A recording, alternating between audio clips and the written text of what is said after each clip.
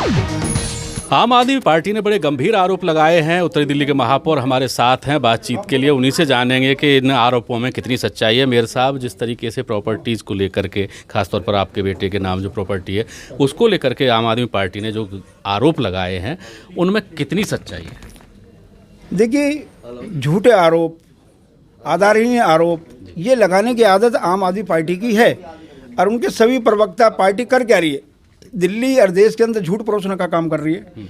आज उन्होंने मेरे पर व्यक्तिगत आरोप लगा कर मेरी छवि को धूमिल करने की कोशिश की है, जो कि वो कर नहीं पाएंगे क्योंकि वो प्रॉपर्टी पहले से मेरे बेटे के नाम है। जो मेरे बेटे से पहले उस प्रॉपर्टी में किराएदार थे, क्योंकि डूसिब की जो जगह होती है या कस्टोडियन की जो जगह होती है वो किराएदारी की होती है, उसकी मालिक डूसी भी होता है। जो व्यक्ति वहाँ पर कब्जे में होता है वो किराएदार होता है। तो लगातार 3 चैन हमने दिखाई है। मेरे बेटे ने जिनसे जगह ली उनका नाम रुचिका जैन है। रुचिका जैन के नाम कस्टोडियल में जगह चढ़ी हुई है, उन्होंने पैसा जमा कर रखा है। रुचिका जैन से पहले कोई गुलाटी जी थे उसके मालिक, उसके भी हमने पेपर दिखाए हैं, वो उससे पहले उसके किराएदार थे। आज मेरा बेटा किराएदार है, उसकी मोटेशन उसने कराई है, उसका जो डिमांड है वो जमा कराई है और बाकायदा उनसे जो हमारे को नोटिस मिला उसका जवाब दिया है।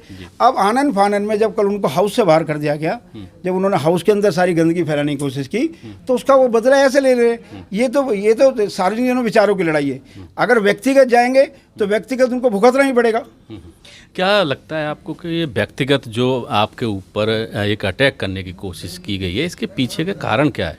देखिए, इसके पीछे एक ही कारण है कि पिछले वर्ष से जब से नॉर्थ एमसीडी में हमारे को जिम्मेदारी मिली है, हमने आम आदमी पार्टी की झूठ का पर्दाफाश किया है। चाहे 13,000 करोड़ की बात हो, चाहे 938 करोड़ की बात हो, चाहे पिछले वर्षों में जो उनके द्वारा दी गई पैसे हों, जो उन्होंने जो जहाँ जहाँ टांगे अड़ाई हैं कि नगर निगम ठीक से काम ना करे, चाहे नगर कर्मियों की हड़ताल वापस हमने कराई है, उसमें उन्होंने बहुत टांग अड़ाई, वो हम वापस कराने में कामयाब हुए।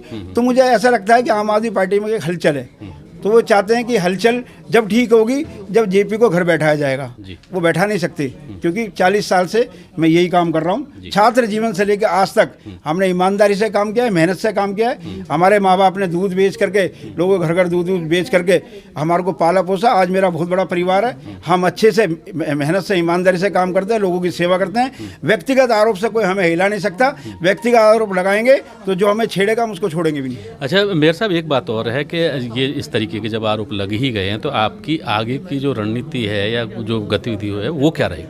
अभी हम और आक्रामक होंगे आम आदमी पार्टी के ऊपर। वो सोचते हैं कि मेरे आक्रमण में कोई कमी हो जाएगी तो वो इस चीज़ से वो भूल जाए। और व्यक्तिगत आएंगे तो व्यक्तिगत आरोप उनको झेलने ही पड़ेंगे।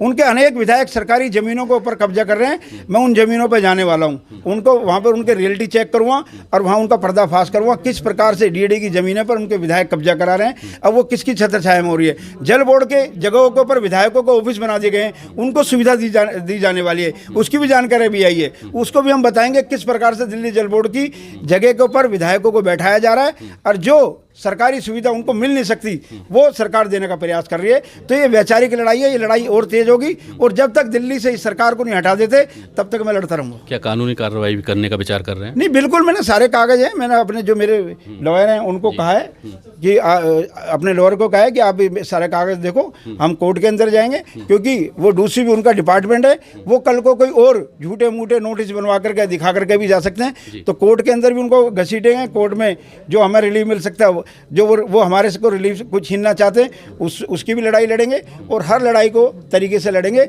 और आम आदमी पार्टी को और हमारी लड़ाई और तेज होगी। Thank you sir.